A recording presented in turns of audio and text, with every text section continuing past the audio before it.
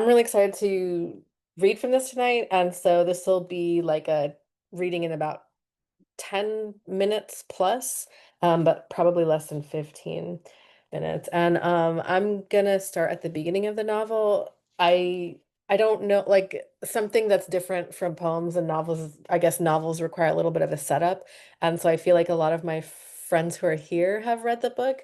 But if you haven't, just the quick rundown is a woman quits her day job as a bookseller to live in books and become fiction. And I'm going to read from the beginning and give people like an invitation to that sort of scene of where this protagonist narrator is entering in. I observed my fingerprints there in the salt I had poured. I was resting a cut of skirt. The two-bedroom I had secured off Sea Road was on the second floor of a pre-war three-story walk-up.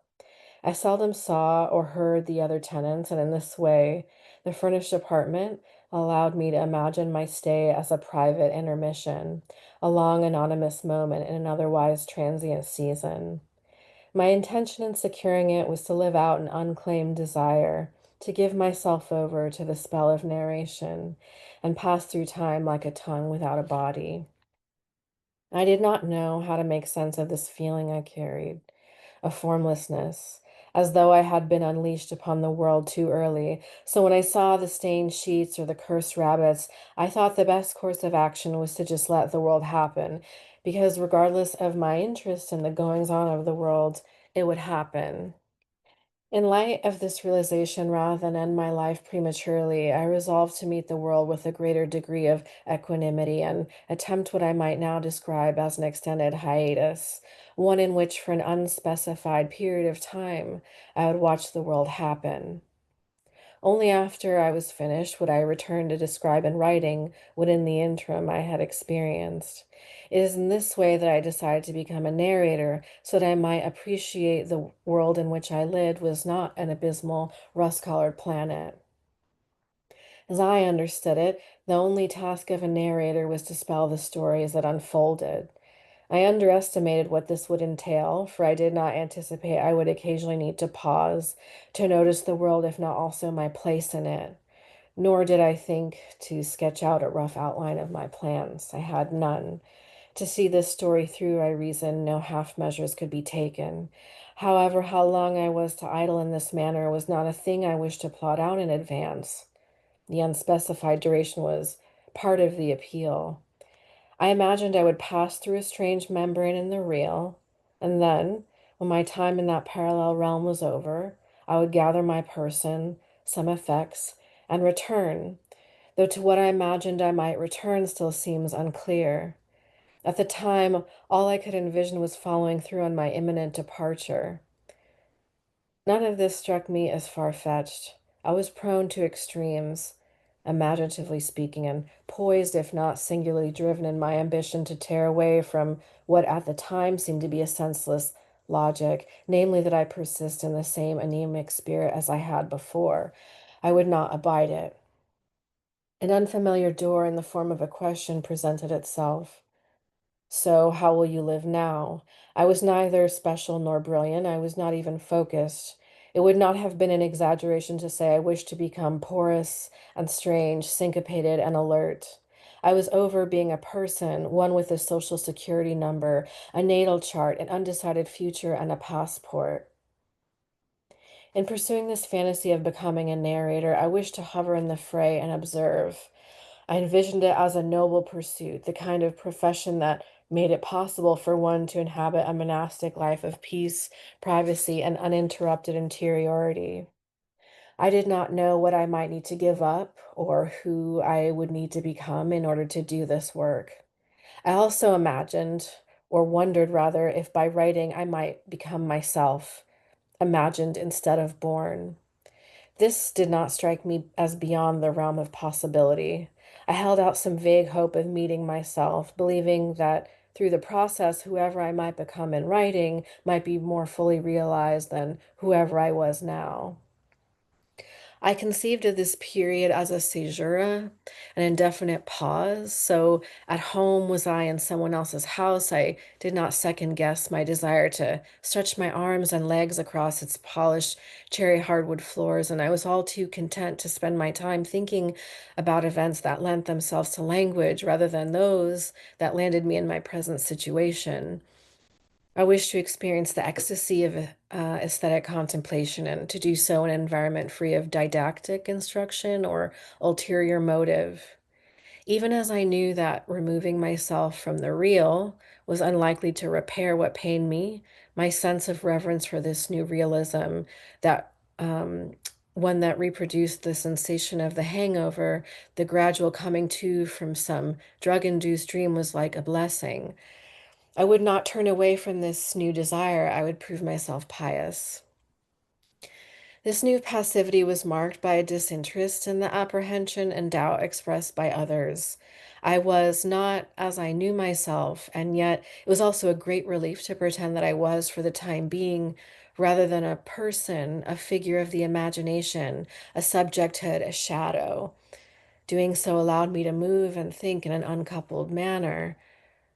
What bladder, which foot, what surcharge, whose mirror? This loophole in the rill was mine alone to traverse, but to know it, I believed, would require me to appreciate the full degree to which I was untethered, alone. I perceived my new freedom with some trepidation. I was surprised to discover what I wanted most was to writhe inside life at a remove and become a fictional person. It's also possible that in setting aside the real, I wish to create a space to imagine if the way I had been living my life prior to this instant mattered. In pulling away, I wish to, I don't know, like know what I would miss, if anything, about the life I'd acquired, if I was possessed by a sudden desire to turn away, not from life I reasoned, but from the conditions in which I lived. Who was I to oppose this new mood? My negativity was not the problem, and if anything, its timely arrival merited wine, steak, and words of great tribute. I decided to become a narrator because, in short, I could.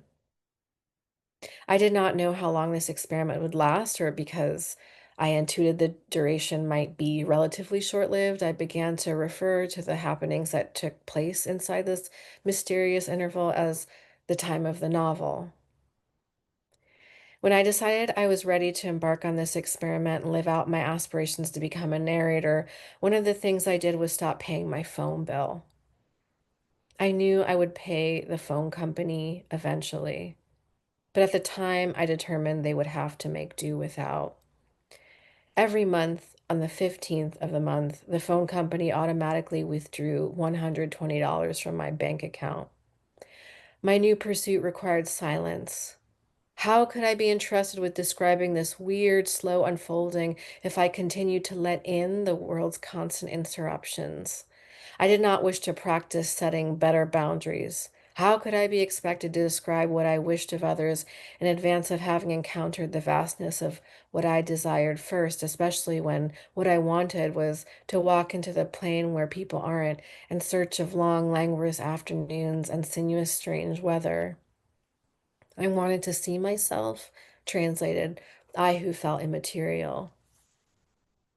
It was no longer a luxury to be endlessly reachable, and thus it was decided I would not continue paying a telecommunications company to provide a service I would neither use nor enjoy.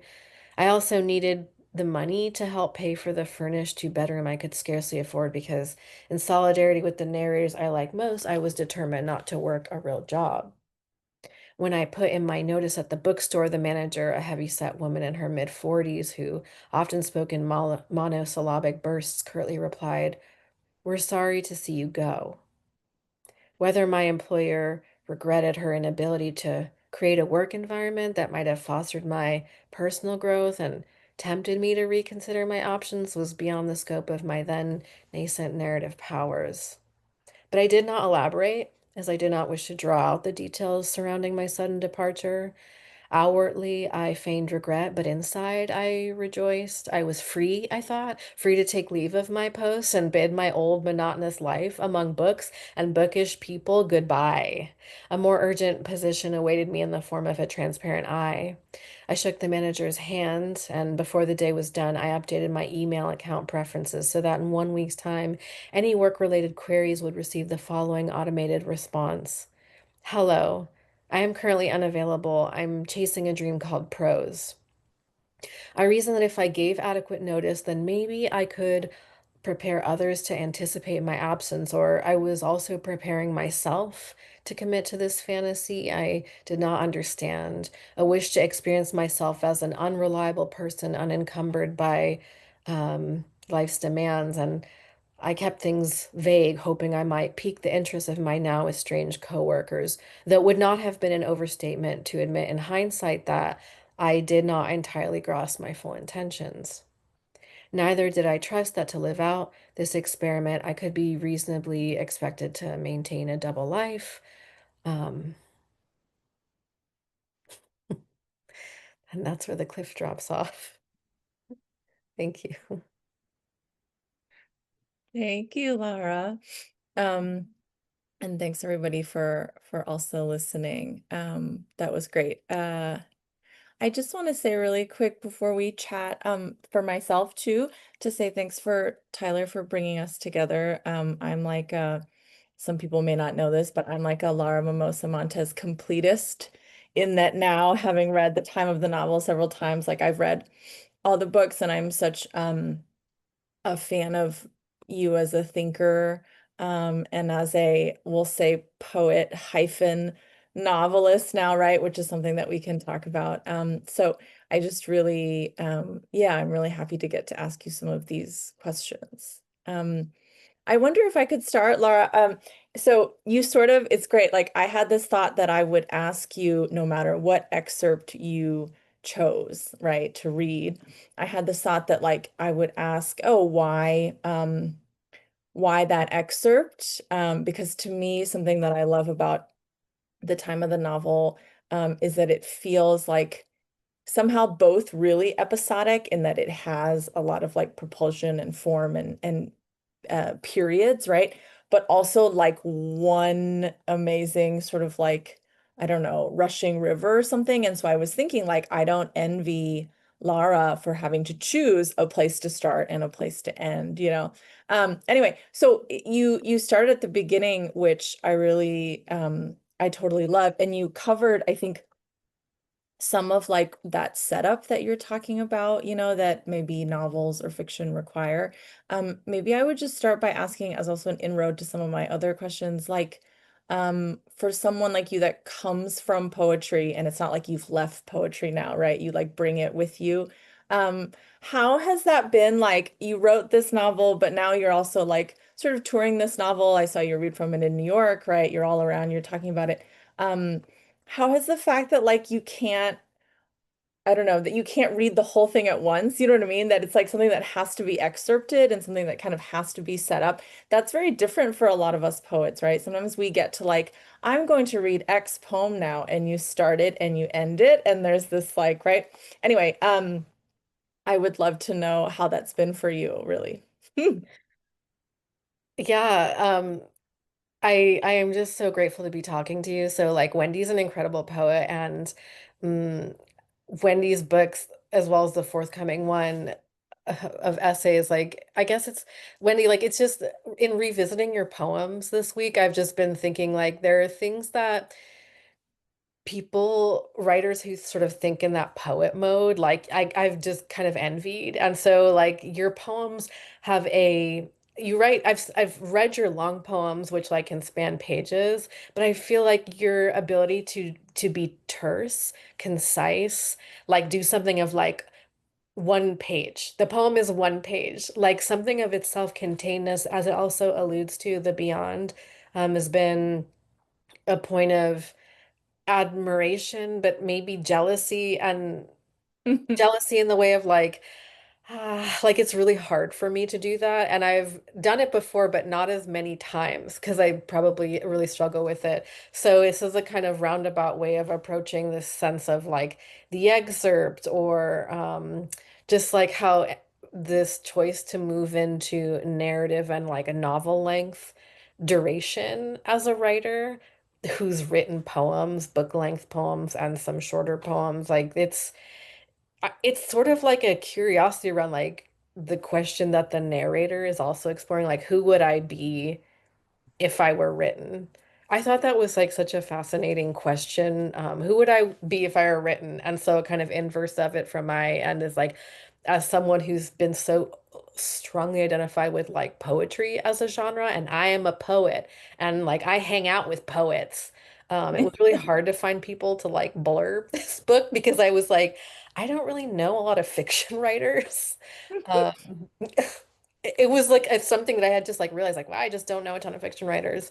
But like the nature of blurbs is, if you're trying to speak to people who read fiction, then it means inviting in a blurb context, yeah, like other people who write fiction. And it was hard to find people to vouch for me because I also had not published fiction before, in a way like yeah. So to this kind of question around the episodic and excerpting and duration. I'm still getting used to it. Like there's something unnatural about reading an excerpt of a novel that is not, while there are sequences in the book, I was tripping over my own experience of like entering back in because writing it is not like trying to produce a sensation for others is not at all like a poem wherein like they're a bit self-contained when you share them. And I always sort of wrote poems in this way, like this is meant to be read out loud. And I kind of like understood the duration of a poem as lending itself to like audience attention. Whereas in having done some events, like it's quite challenging actually to read from a novel, and like maintain people's attention and even my own. Like I was like surprised by my own ending, even as I had like bookmarks to be like, this is where you stop reading. But it like surprised me because the story is still so new to me in some ways that excerpting it is just as unnatural as like sharing it in this more performance or public context. Totally. I'm relating to you so hard because I read an essay not that long ago at a reading and I was like, here I go. And there was something so like unfamiliar but also thrilling about it, I think in the way that you are saying, because I felt similarly that, you know, in reading prose aloud, I was asking for a duration from my audience, right? That maybe I'm not used to asking for. And that felt like really vulnerable and kind of scary. And so, yeah, that makes a lot of sense to me. You said something just now about, yeah, this question, I mean, who would I be if I were written, right? And what I love about the excerpt that you wrote is that, or the excerpt that you just read, is that it contains like some early possible um I'm going to say like terms that to me, the novel is trying to differentiate between as like possible answers, right? So like, for example, in just that little bit that you read, the book is contemplating like, what does it mean to be a person versus a narrator versus a subjecthood, which is another part, versus a fictional person, and it goes on and on and on. Like I was tracking these like amazing kind of existential terms as I both times that I've read this novel. So obviously I won't ask you the central question of the novel, which is like, what is the difference between these, right? But I'm interested maybe now, like when you having finished the novel, when you think about like, is there one of these sort of subjectivities that feels most kind of closest to you? Um, either like as I don't know, as the Lara Mimosa Montes who wrote the novel, or as the sort of like poet self that you are. Like I think that was really interesting to me that this novel was taking up what to me is like such an impossible question, It's like, what are the like tiny nuanced differences between being a subjecthood versus being a narrator versus being a human being versus being a writer versus being a fictional person, like it's kind of impossible. And yet I think like your novel really takes those questions up. Yeah, it's so interesting that you should mention it because it's making me think of how Maren Arsenios, who Mhm. wrote Autobiography of a Language, which feels very in conversation with your forthcoming essay collection. She was like a beta reader for the novel. Cool. So she asked me a variation of that question, like kind of like why are there so many terms? And not necessarily specific to identity, but like she was more interested in like a prose, like you talk about prose and literature, like and the novel, like and I guess she might have felt sort of maddened or kind of like desiring clarity, like wondering like is there too many? Is Mm. there too many terms on the table? And that's not the same as the question you asked, but it made me think of it. Um, and the kind of way that I had answered it for myself when Marin was like, how will you navigate like the difference between these terms? And it felt like a question for a protagonist or a narrator more than I was like, "Well, I don't have to resolve it." As a writer, I was like, if that's something that I sort of give to the protagonist as kind of like that's the complexity of the world they're navigating, which very much resembles and borrows from the world, like a realism that we actually like navigate. I guess I didn't feel so much pressure to necessarily take terms out or reduce things. Um, and to your question, I guess, it's like a tongue without a body. Like there's something around this desire for disembodiment. Like it's like this very old sort of Descartes thing, like we've so disrupted over and over and over again the mind body dualism and binary, and like these things cannot be disintegrated from each other, but nevertheless I'm provoked by just as a person living through the world meeting other people who like resent having a body, which is to say like they resent aging, they resent illness, and they resent, transition, they resent pain, very like physical human experiences. And I'd had many conversations, especially during the pandemic, with people kind of being stuck with themselves, where they were like encountering a form of self-hatred very specific to like having a body, or one could say like to realizing a vulnerability or mortality. Um, so this idea of taking up a wish of like, oh, what is the kind of character that actually um, carries a really recognizable and old or common problem of like wanting to be a cogito, like think, I desire to think, but I'm really feeling weighed down by the flesh bag. And like it's Right. 2025, I think we've been projecting in films and like neuromancer, like all kinds of narratives with futures and wish we get to like dispose of this. The flesh bag. Yeah, Yeah, that like people totally. are just fantasizing about it constantly. Like there's a way to just like, plug into the Matrix. As we also recognize the Matrix is like a version of a dystopia. When we like leave, what is essential behind. There is no leaving it behind, not really. So, yeah, I guess I wrote the book, but I still think there's something parallel to like this idea of wanting to write fiction. I'm curious, like if writing poems you navigate a similar sort of um I don't know, Mm. like existential quandary there. Because with poems there's like speakers are always the thing.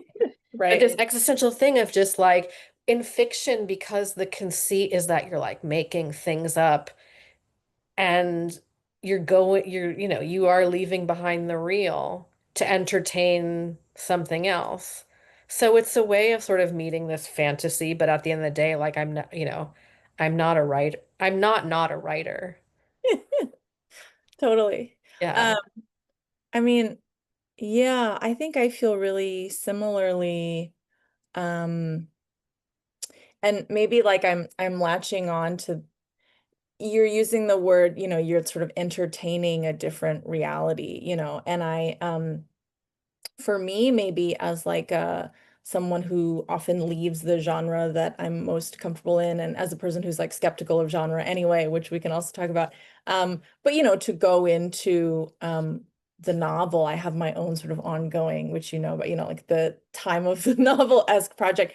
Sometimes I feel, and it's a feeling that I'm actually trying to be okay with, is that I often feel like there's a sort of like high stakesness about the kind of fantasy world building that can happen in fiction, or in my case, like in my novel, um, that I don't feel when I'm writing poetry, which is not to say that I'm a poet who's like my poems are low stakes, like absolutely not.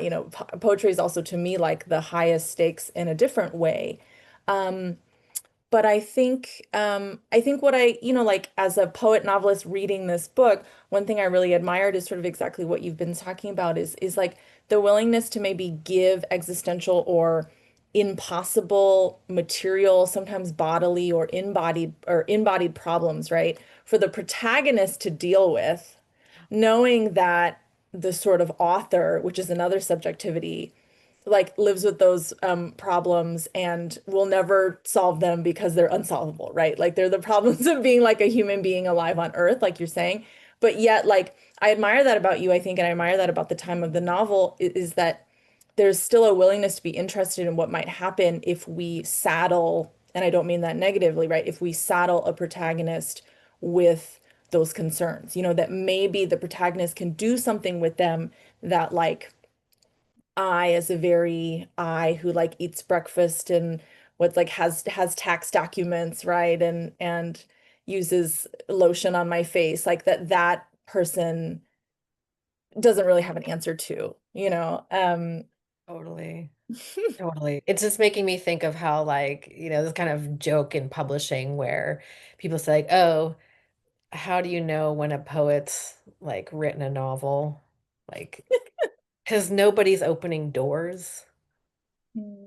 Like, meaning like poets like think in a kind of duration and expediency and metaphor, Yes. like in a kind of realm where like there isn't, in order to convey meaning or produce meaning, co-create meaning, there isn't necessarily like an event or sequence and a narrative logic that needs to be obeyed. And so something fun kind of about the experiment of a poet's novel does invite yeah, like a relationship to futurity around like what we can infusing poetry with the sort of durational project that is like longer than the instant of the poem.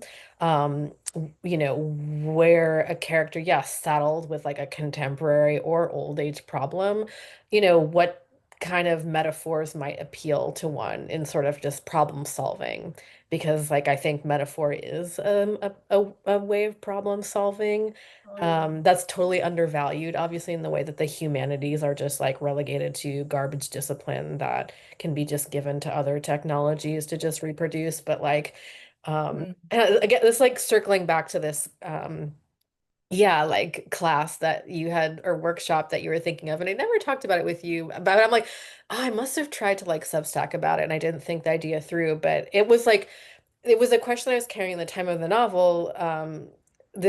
This frame. Let me know if it doesn't sound familiar. And like, is it like or is it actually? Oh, Yeah, you like this question around between simile totally. and metaphor. And so something of the novel for me is like that form or genre is an opportunity to think actually through the risk or consequentiality of that distinction.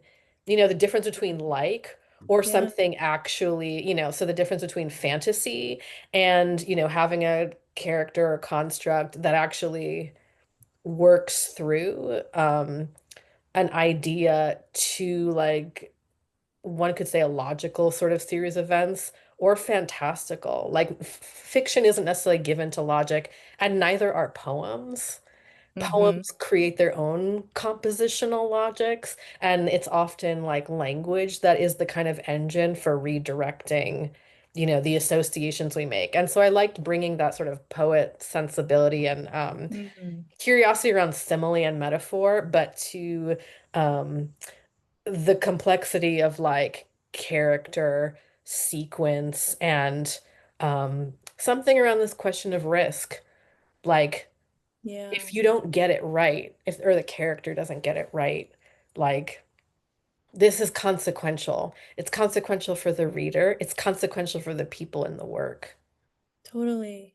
And that does sound familiar, by the way. Just yeah, so I totally you remembered it. I mean, that was the title of the course. I taught it at Poets House, I think eventually. Yeah, wait, what was the title of it exactly? It was called Is It or Is It Like? And it was about, it was about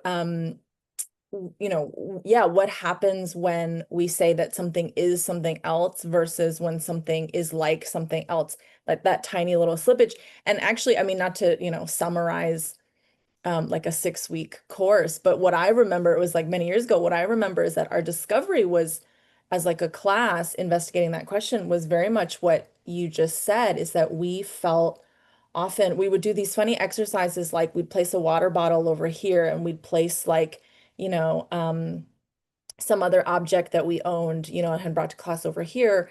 And we would do these funny, like, if we say they're the same versus if we say they're similar. And people ended up feeling intensely vulnerable and sometimes uncomfortable, about what I would call like crossing the threshold of likeness and saying that and getting to isness.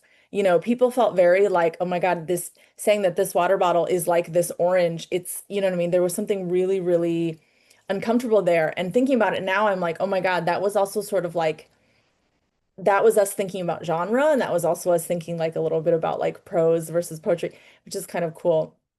Um, Totally. Everything you're saying is reminding me of a student I worked with who once said they felt uncomfortable writing fiction, ki- kind of to this like because yes. they equated writing fiction as a form, they were raised in a Catholic upbringing. They had self-disclosed, and they said that fiction was too close to lying.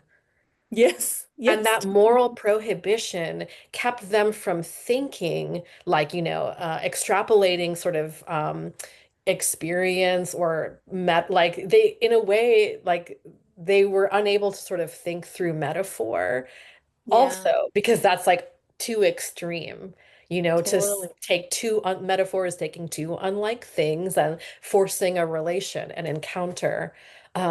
So hearing that from the student and hearing this from you, it totally sort of blows my mind. Like, oh, it's therefore then strange to me that the attachment we have to realism and depicting things so closely to like, what we imagine others might perceive. Like that Mhm. seems to be a test or litmus test for just like how's the novel doing these days? Is it Right. realistic? And movies too. And it's like, I don't know where that criteria came from. Totally. Right. It's like how close does it get on this sort of asymptote, right? Like we know that it can't get there, but we want to see the disappearance, I think, of that like that place that we want to see the space that separates it kind of disappear slowly. Yeah, totally. Yeah. Um I want to ask you one question that you also, let me see. You also, I think you read this maybe not, but I think that you read this quote in the section that you read aloud, um, which is when the narrator, obviously very early on, the first thing that becoming a narrator requires, right, is shedding like a job, right? Is being like, well, actually, sorry, shedding a job after deciding to stop paying their phone bill, which by the way, every time I reread that section, I'm like, what is stopping me from just like, right, stopping paying my phone bill, no one can reach me, and then finally all those hope this email reaches you well, hope this will just never reach me, right? Um, but so obviously I was having thoughts about labor, which your novel is thinking about, and I know that's something you think about too. There's real writers in the real world are also trying to balance like these sort of economical problems, to use the word that we've been using, right? In a material way. How can a writer write and still afford the phone bill and the apartment and the rent and to sustain themselves, you know? So one thing I love that that's something that the narrator and the protagonist has to deal with, right? In order to like go through that first transformation, they literally have to um kind of quit the economy, right? And they've to quit being a laborer, and they have to stop sort of paying, for a phone that connects them to that economy. Um, I just always really like my favorite. I would love to ask you, what your relationship is essentially, either as Lara, as yourself, or as a narrator, you can pick, right? But to work, to labor, to I don't know how they intersect, or in my experience with a lot of writers, ways that you wish for them not to intersect. I think there's like it can be a really fruitful. I'm speaking as someone, for example, I teach poetry, and sometimes that intersection is simultaneously wonderful and magical and beautiful and inspiring, and other times it is something that I wish I could sort of undo, right? That my work and my other work could be further away from each other. So, I is that something that you think about? I'm sure that it is, but yeah, I would love to ask you about about labor.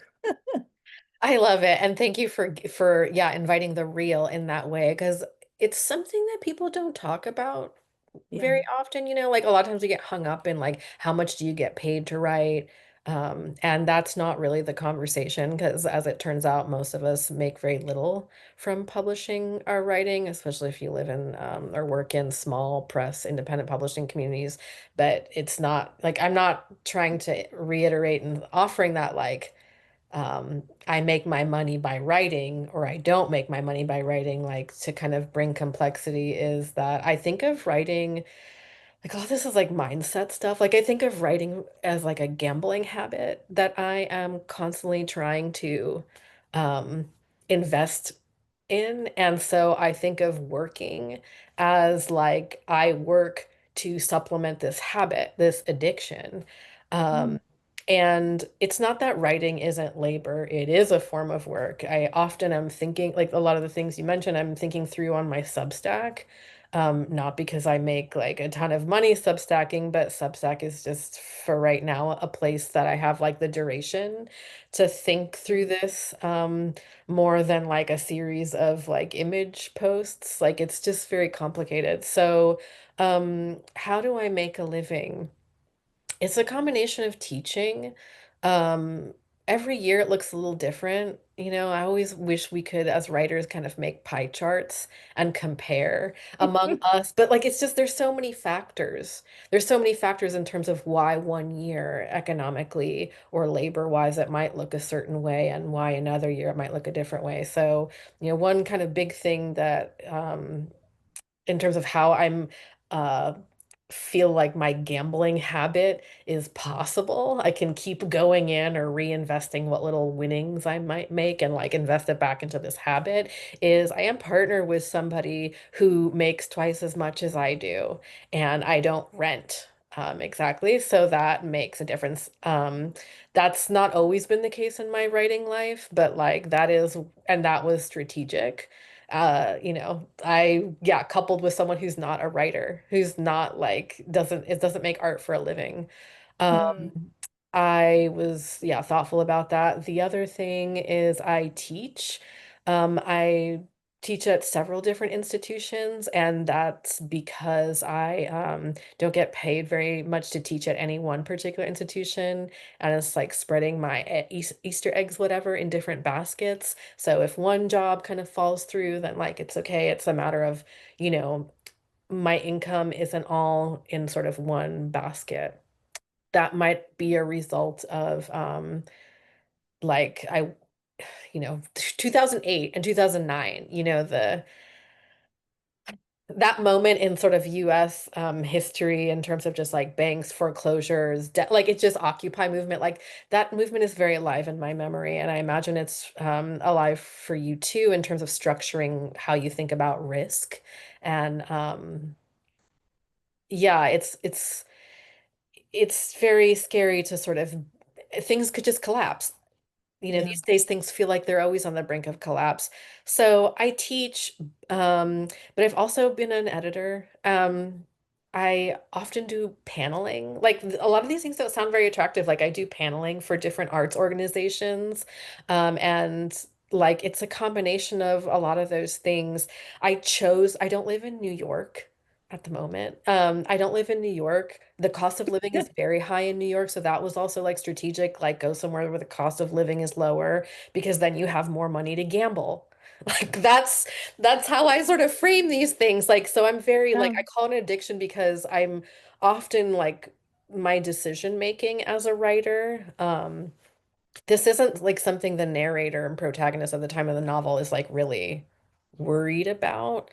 It's something that is really like a problem as an author, like because I like small press and independent publishing communities, I'm often sort of thinking about like, you know, if I want to publish within those kinds of radical frameworks and sort of like hang out with my friends and not be under sort of commercial market pressures, then how do I sort of organize my life to have the Yeah. conversations I want to have? And it's a Yeah. challenge, but it's so context specific.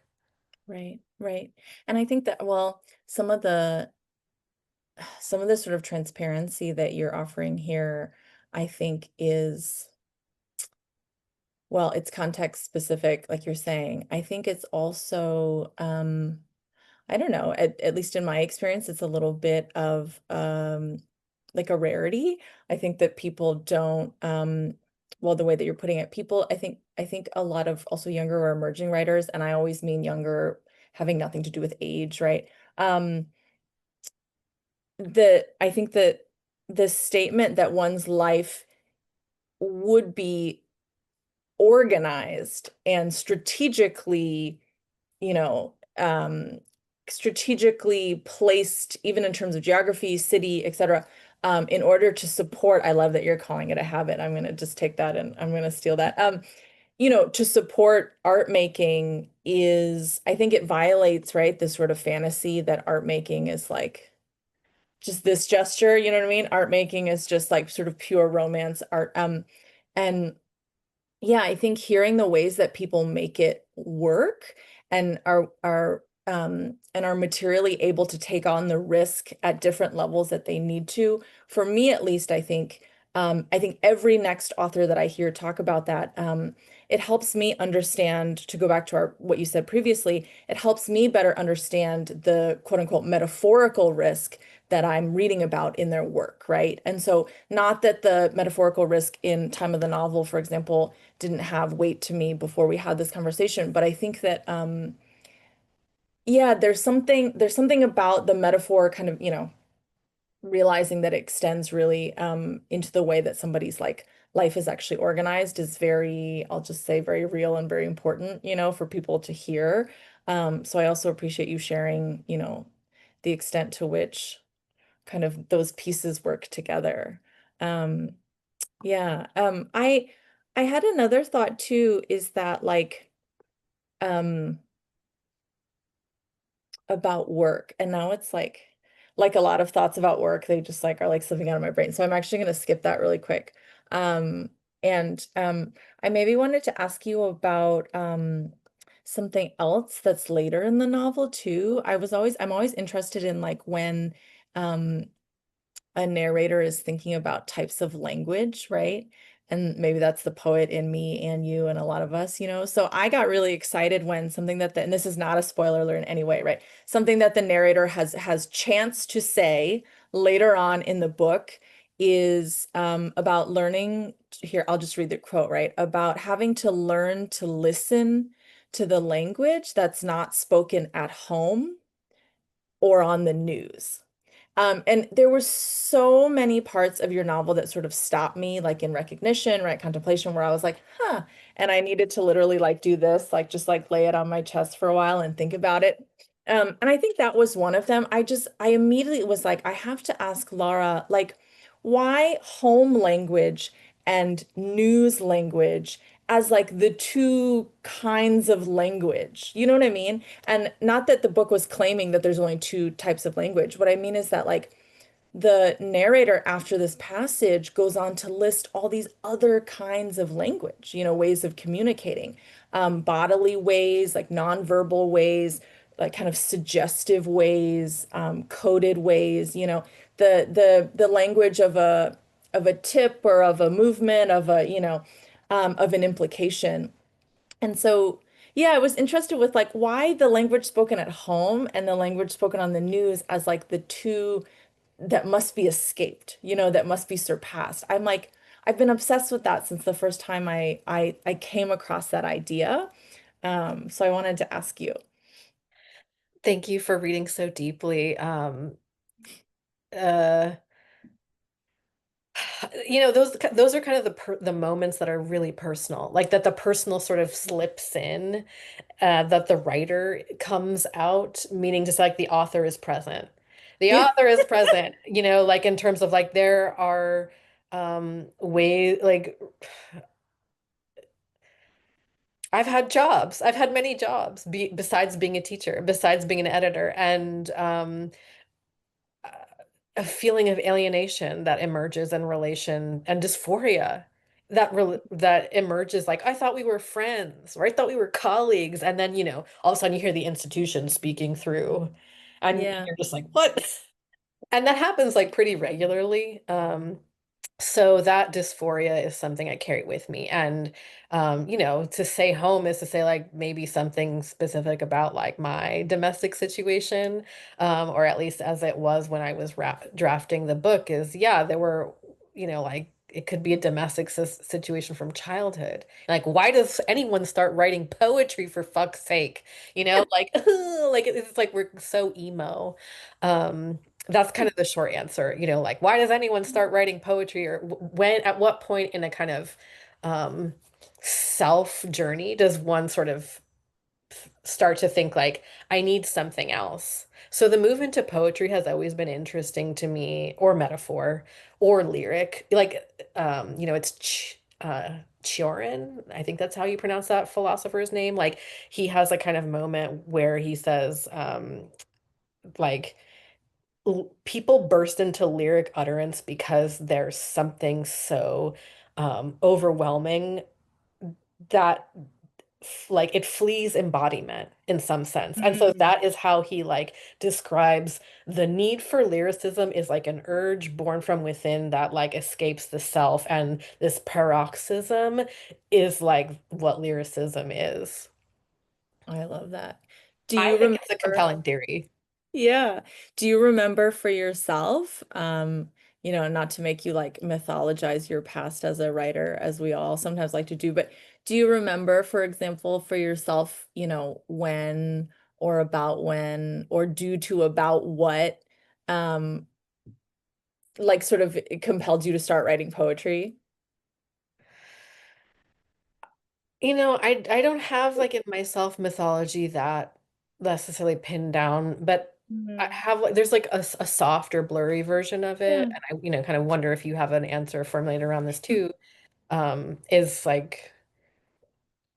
like music, like like listening to Sonic Youth was like a moment for me where I was like, what does this mean?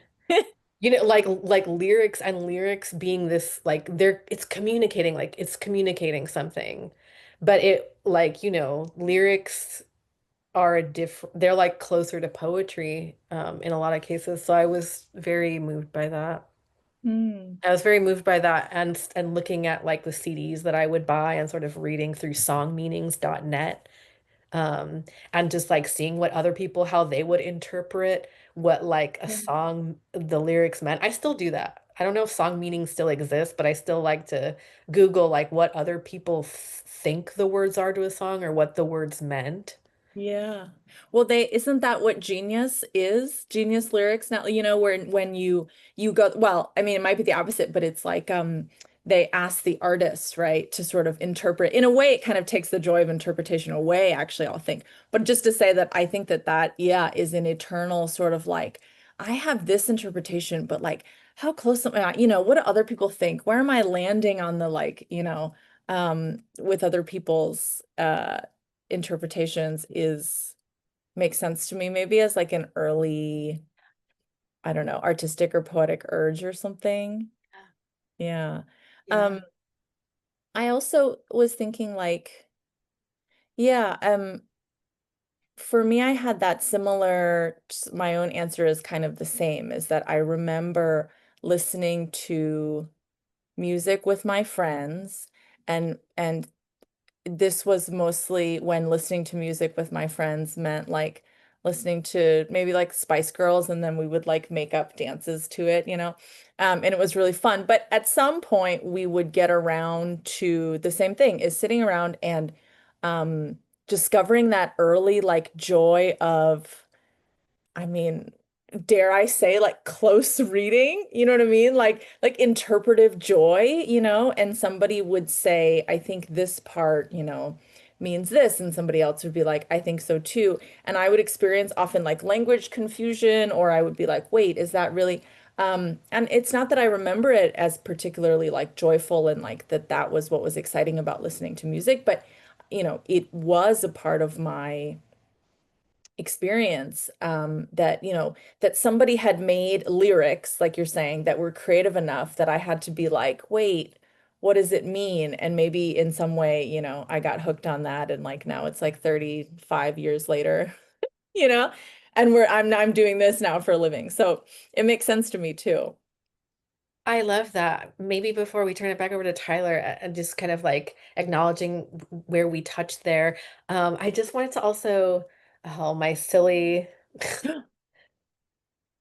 my My book is God, it I like was like she's gone, she's my book is like defying sort of, here we go.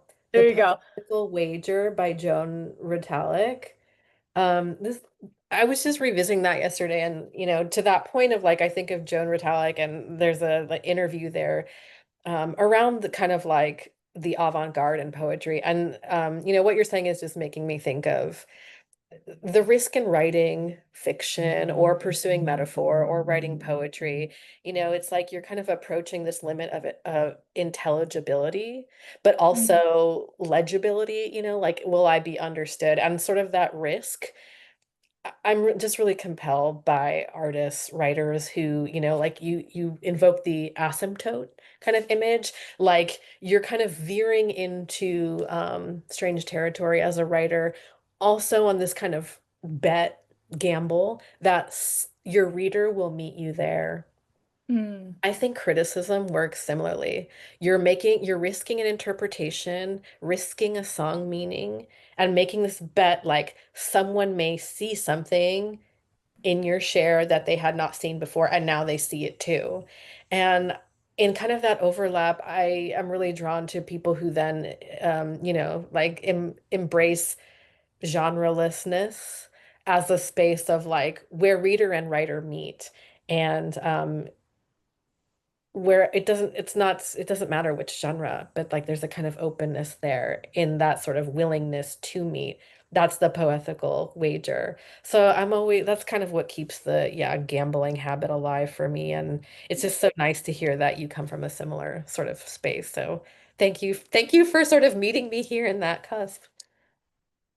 Yeah, totally. And I must read this book like immediately. I'm literally gonna click on this link right now and it sounds great. It sounds great.